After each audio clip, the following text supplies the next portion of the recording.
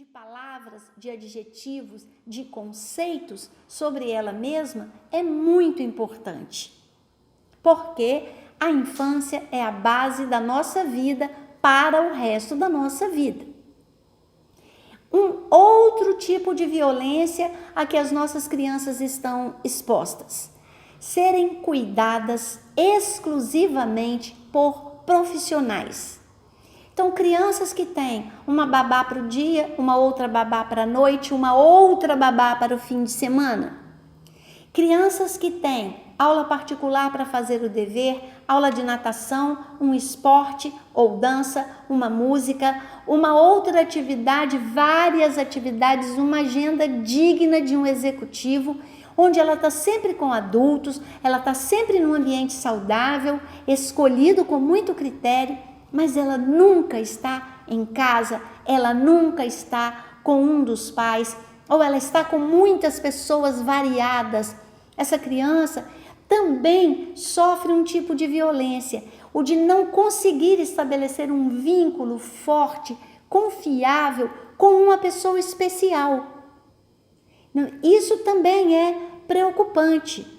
Essa agenda muito cheia, às vezes, ela é justificada pelos pais, mas eu quero prepará-lo para o futuro, mas eu quero que ele tenha muitas habilidades.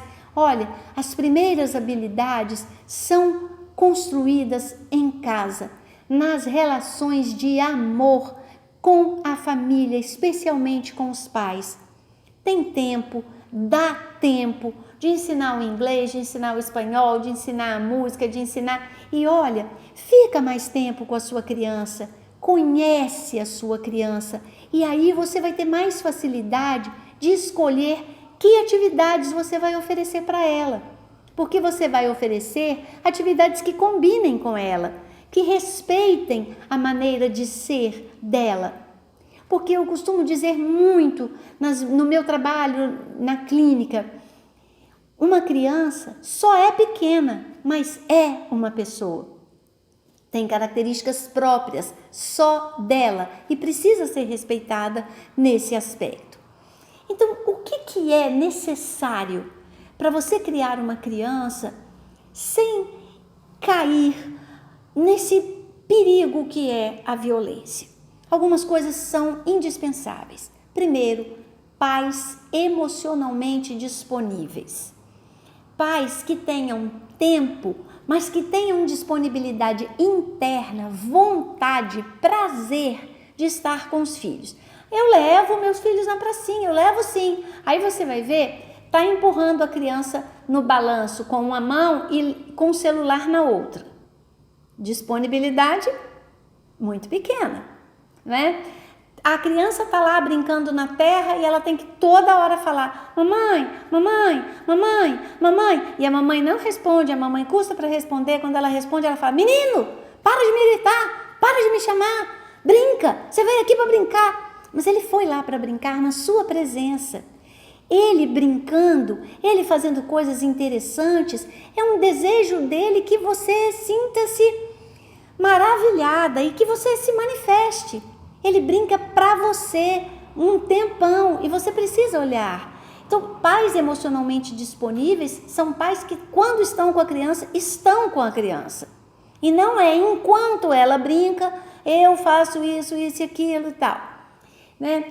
Além, uma outra coisa muito importante, limites claros e consistentes. Pai e mãe são pessoas diferentes. Vieram de famílias diferentes. E tem uma diferença fundamental entre eles, que é a educação que cada um recebeu. Então, algumas coisas que para uns não têm importância nenhuma, para outros são sérias. Então, pai e mãe precisam conversar bastante sobre que limites vão impor, vão traçar para as crianças. Não gosto muito de impor, não, acho melhor traçar. E como que eles vão estabelecer as leis da casa? Aqui em casa, o que é que pode e o que é que não pode? O que é que excepcionalmente pode ser feito e o que é que nem excepcionalmente pode ser feito?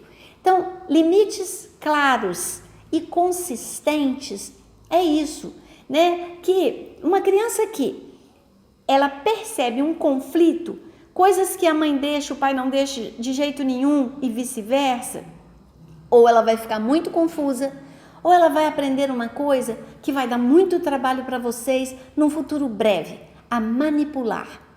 Sabe aquela história que todos nós temos a recordação de termos pelo menos tentado?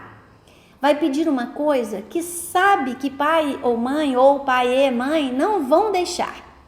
Mas a gente vai lá e pede, não é? E aí naquele modelo antigo, que era o modelo de criança da minha época, pergunta para sua mãe, se a sua mãe deixar. Aí você pediu para o pai, ele falou isso, você vai lá e fala assim, mãe, depois que você já entendeu como funciona, você vai lá e fala assim, mãe, o meu pai deixou fazer isso assim, assim, e aí eu posso ir? E aí ela, se seu pai deixou, mas é porque a criança já aprendeu que um joga a bola para o outro para o outro, e aí ela aprendeu como é que ela resolve isso. Então, os limites consistentes demandam discussão, conversa, combinados entre os pais, para que o que um deixar seja o mesmo que o outro deixa, para que o que um não deixar seja o mesmo que o outro não deixa. Uma outra coisa importante na educação das crianças, dar a elas alguma responsabilidade. Hoje em dia, né, quase todas as famílias têm aqueles filtros que já sai água gelada numa torneirinha e a água natural na outra. Mas antigamente a gente sugeria, peça para a criança encher as garrafas d'água e colocar na geladeira. Peça para a criança tirar o lixo da casa e nos edifícios, né, costuma ter um lugar que você colocar lá. Deixe essa criança participar da comunidade que é a família. Mas para isso, a família precisa ser uma comunidade. Deixe a criança ajudar a arrumar a mesa para uma refeição. Mas para isso, a família precisa fazer refeições juntas, à mesa, e não aquele monte de panela em cima do fogão, cada um serve seu prato, vai comer onde quiser. Porque aí não há esse modelo, esse clima de comunidade. E aí não há como estimular a participação da criança nessa comunidade. Né? Isso é importante. Então, que ela tenha a responsabilidade que seja possível para ela. Guardar os próprios brinquedos, ajudar a arrumar a própria cama, não deixar a toalha molhada no banheiro. São coisas, pequenas responsabilidades que para nós que fazemos o trabalho doméstico fazem diferença, né? E que são simples, mas que dão à criança uma sensação de pertencer a essa comunidade.